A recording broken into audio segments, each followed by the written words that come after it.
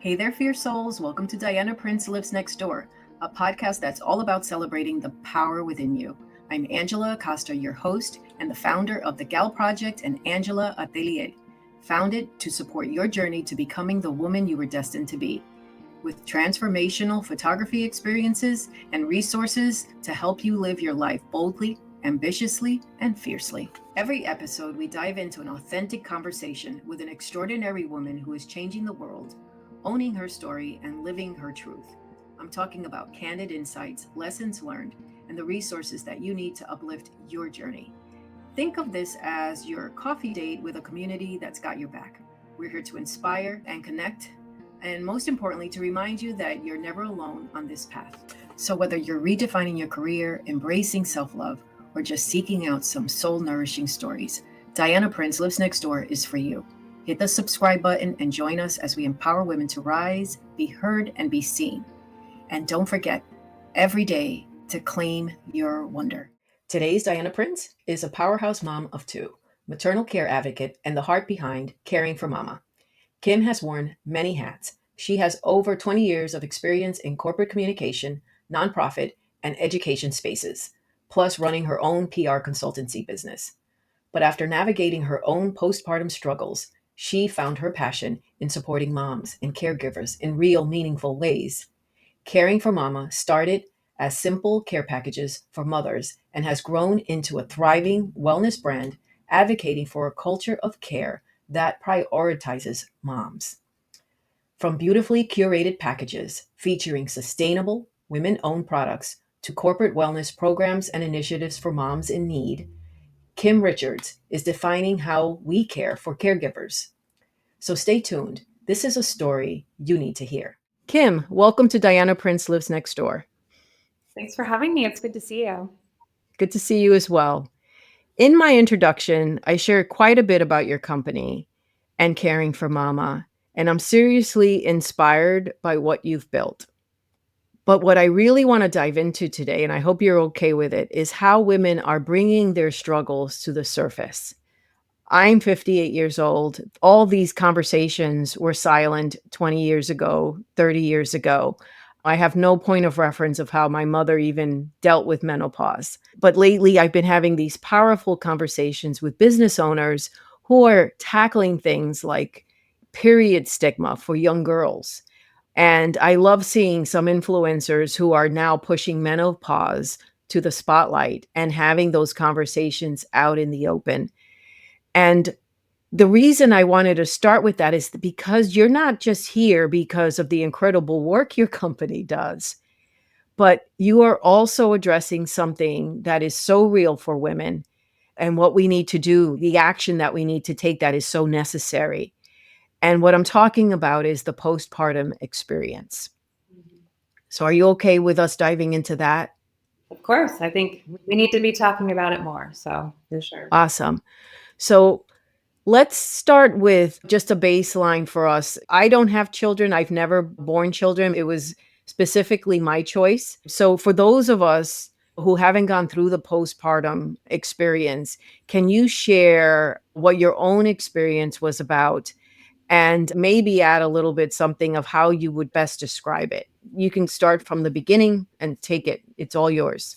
Yeah. I mean, the postpartum, it's one of many things in life that, you don't know and you can't know, or you can't understand or appreciate the depth and intensity of it unless you go through it yourself. So, as much as we try to prepare women who intend to have children or want to have children to be prepared for it, it's almost impossible to prepare. So for me, I've got a 2.5-year-old and a 6-year-old girl, two girls. And when I had my 6-year-old girl, that was my first, I didn't know what was happening to me. So I had a really pretty good pregnancy. I felt good. I felt healthy. I was excited, typical sort of nesting and preparing for the baby. And so what happens to our bodies as we're growing these humans inside of us, our hormones are fluctuating tremendously. Everything that we're consuming, everything that we're putting into our bodies as women is going to our children first to help grow them. And then we get whatever's left. So what I like to say now, as looking back and thinking from a postpartum perspective, it's like we're continuing to give everything from us, and then we get whatever's left. And so there's this notion from the start of becoming a mother as you're pregnant that there's an element of total selflessness and that everything is for this child, even from the very beginning. And that was something I embraced. I felt good about that. I was feeling excited. And then once I had her, what happens is our hormones, when we birth the child, all of our hormones take a huge dip. So you can imagine you're flying high with all these hormones, and then it takes a huge dive. And so there's just a huge mix of emotions and obviously a hormonal mix of things going on. So every woman who births a child experiences some form of postpartum, whether you call it postpartum anxiety, depression. It sounds like menopause. Like the hormones just shifting, Exactly. because I have felt the extreme dip, like one Mhm. moment that you are normal and the next moment you are just seriously depressed. Just the way I couldn't even imagine that, having also you have those shifts and then you also have the responsibility of caring for a child while this is happening. Exactly. Well, and you bring up a good point, though, that all through a woman's life, starting from puberty and as we're starting to menstruate and understanding what's happening with our cycle, there's so much that we're not taught at a really deep level about what's happening to our bodies from a very early age, all the way Right. through menopause and postmenopause. I mean, there is this, I think, a resurgence in a lot of ways, like you mentioned at the beginning, or like women rising up to start sharing more about what's really happening and people researching more about what's really going on in our bodies. So we're starting to learn more, and I think it's incredibly empowering. For me personally, in the postpartum experience, I didn't know what was really happening to me because I didn't have any frame of reference.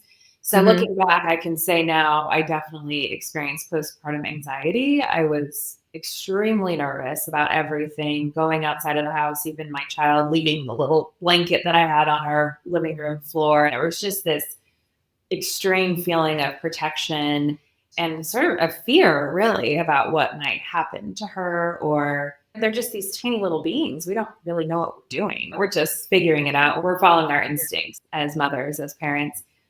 And so I think if I fast forward to my second child and my postpartum experience, I thought, okay, I know what I experienced before, so I can better prepare myself. In a lot of ways, I did.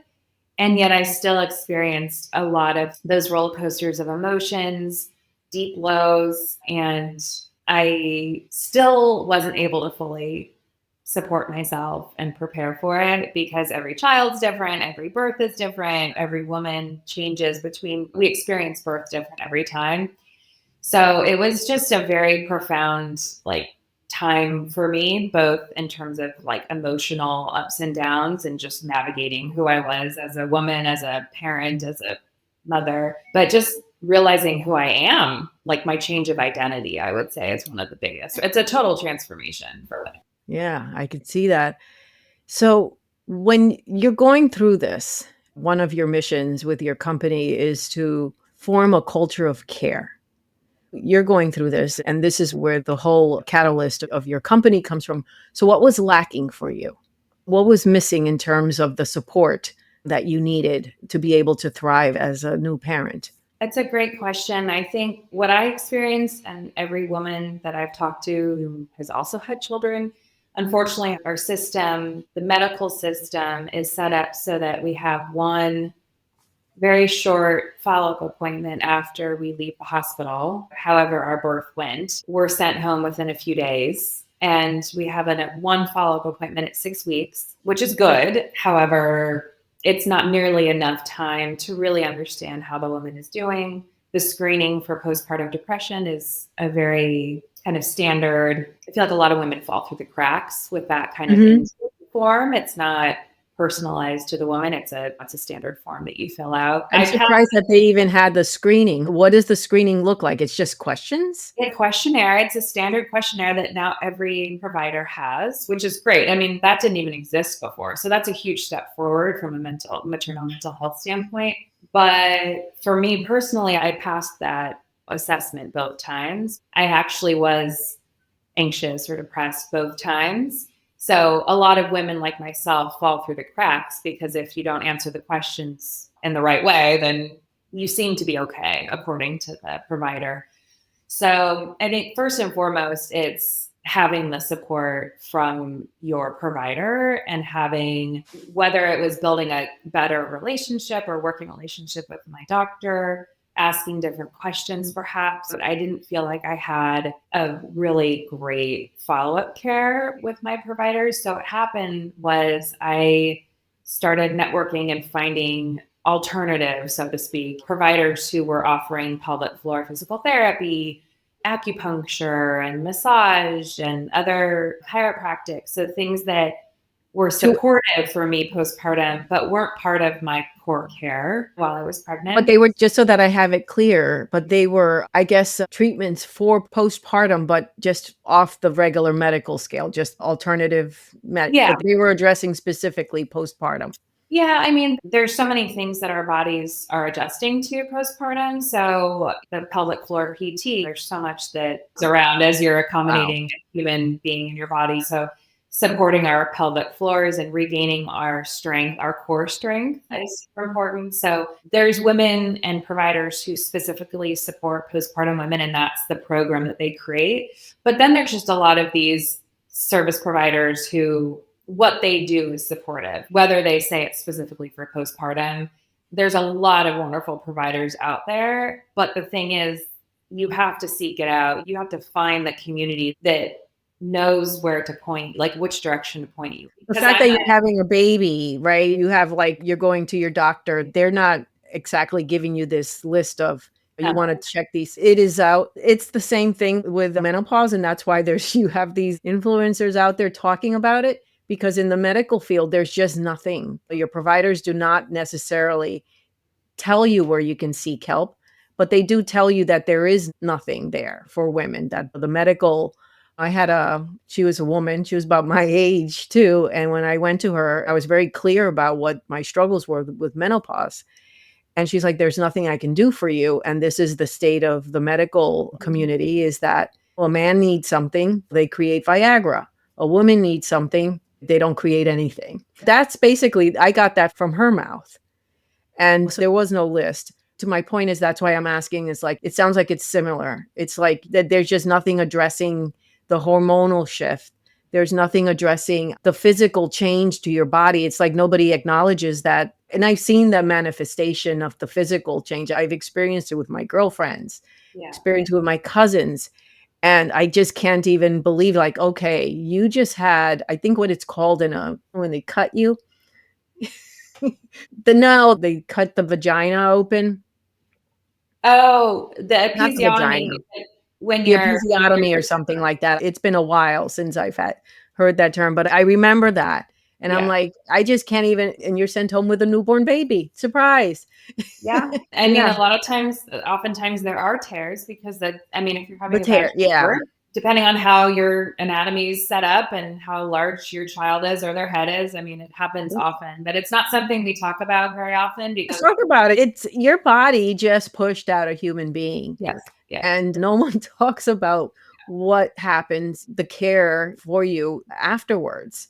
Well, I think that's why community is so important, and something that I am working to build through the Caring for Mama network is, I'm starting with the care packages because it's something tangible that women can receive that's just for them. It's a reminder to them, to me, to us, that our needs matter, our self-care matters, and just to take time to attend to your own needs, because it's just not something that our society doesn't really support. That it's not the overarching message that we receive as women and as moms.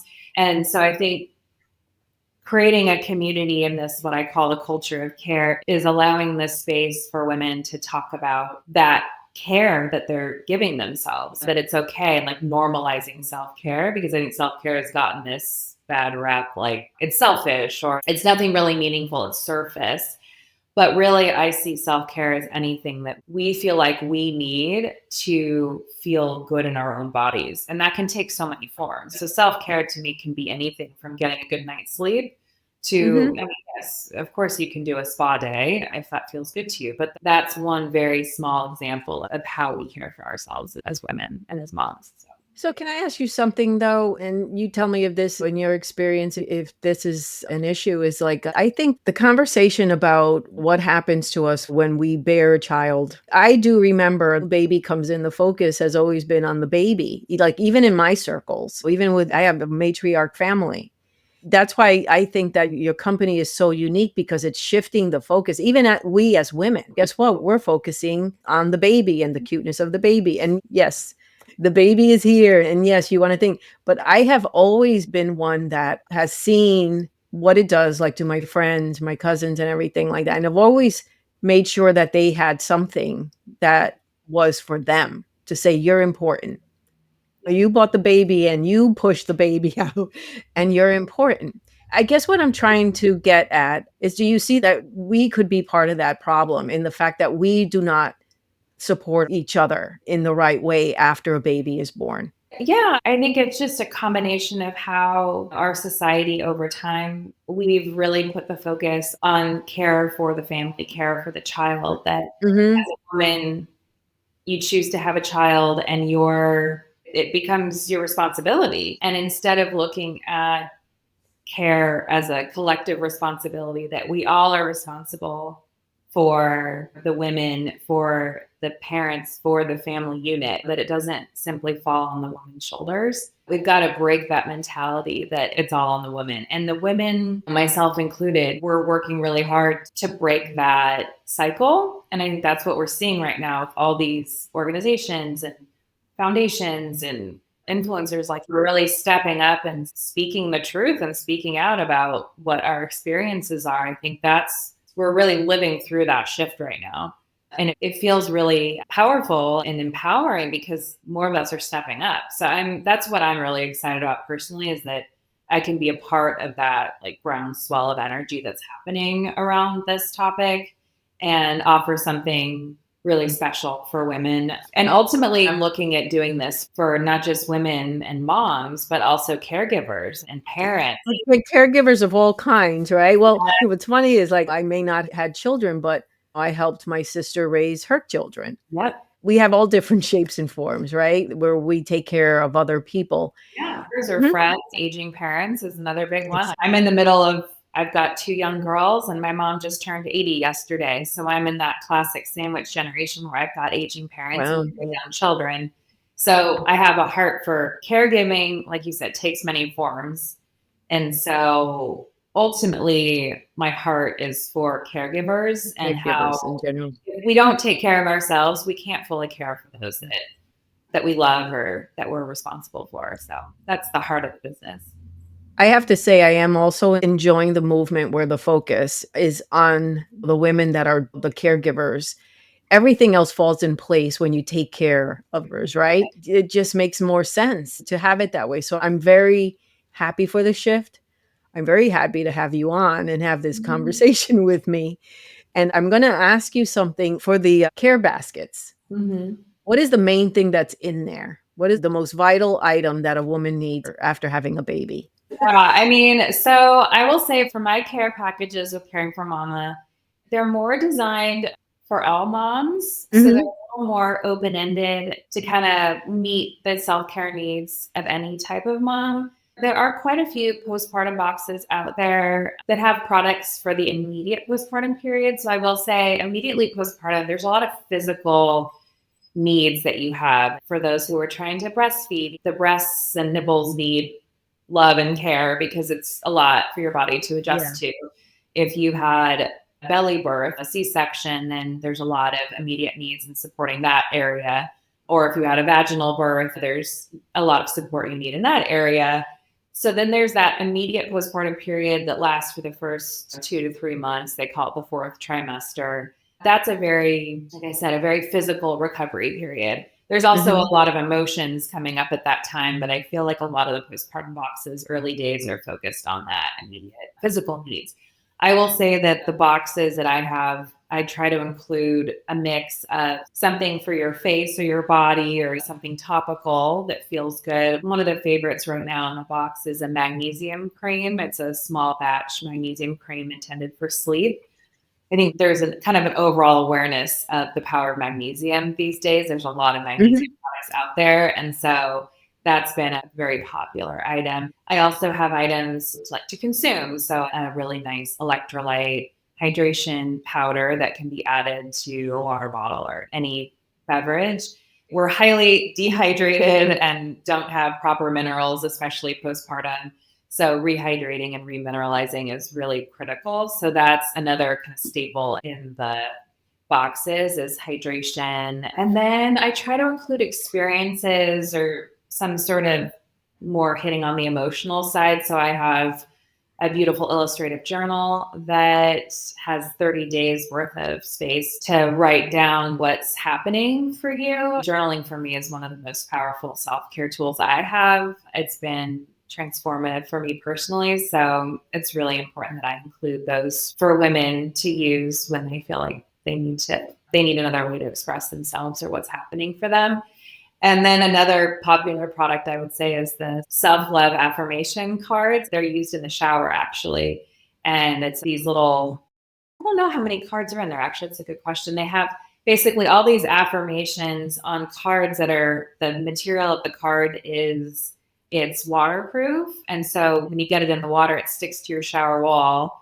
And Oh, it's just a nice way to receive loving, supportive messages while you're taking an everyday shower. So it's a way to easily incorporate self-care in different ways. And so every box includes some combination of those types of things so that no matter who's receiving it, they'll get something that feels like a hug or like a awesome. warm hug of support.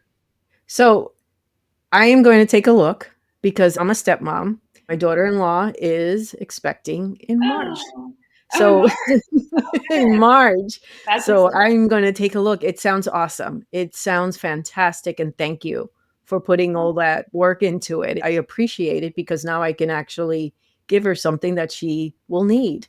Oh, Well, and and she can feel like the idea for me is when these boxes arrive at women's doorsteps and they say, caring somebody for thought mom. about me. They say, oh, caring for mom. And they open up, they say, oh my gosh, like this is all for me. It's just this wonderful surprise. And then every box, when you open it up, the first card on top says you're doing a great job. Just, That's what I love about it yeah. because she obviously we had the shower and it's just boxes and boxes to get the nursery ready and everything. And I get that. Obviously, you need everything.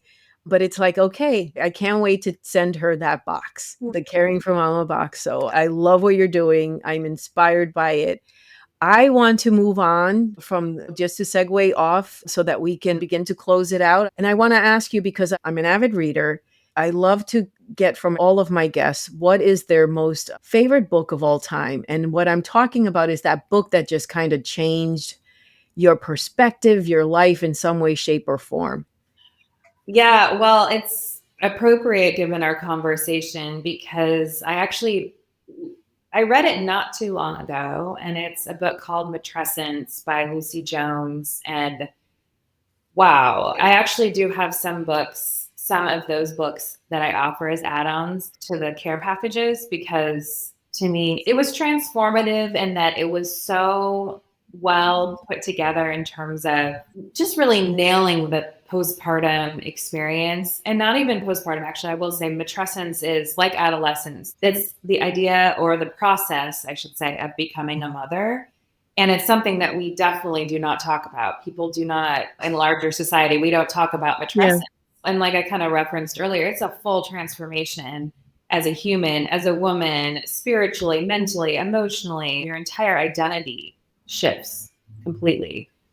And so what the book does is it honors that journey by really going deep into the different experiences that we have going through matrescence. And she incorporates a lot of her own experiences becoming a mother and a lot of the research that she did. She incorporates a lot of science elements, and it's a fascinating read. It's eye-opening, and I think it's ultimately just super supportive for any woman who is approaching and going through motherhood, because I like to say motherhood or postpartum isn't just the first few months of the first year, even the first two. Say we're postpartum for life. It just looks different at different stages.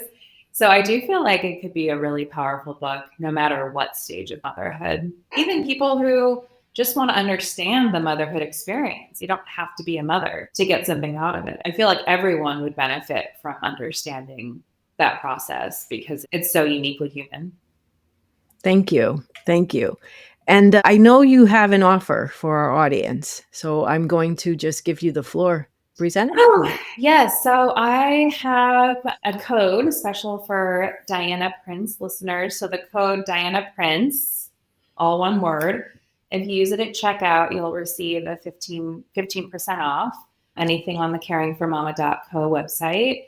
So I will say I have I have 3 new boxes up.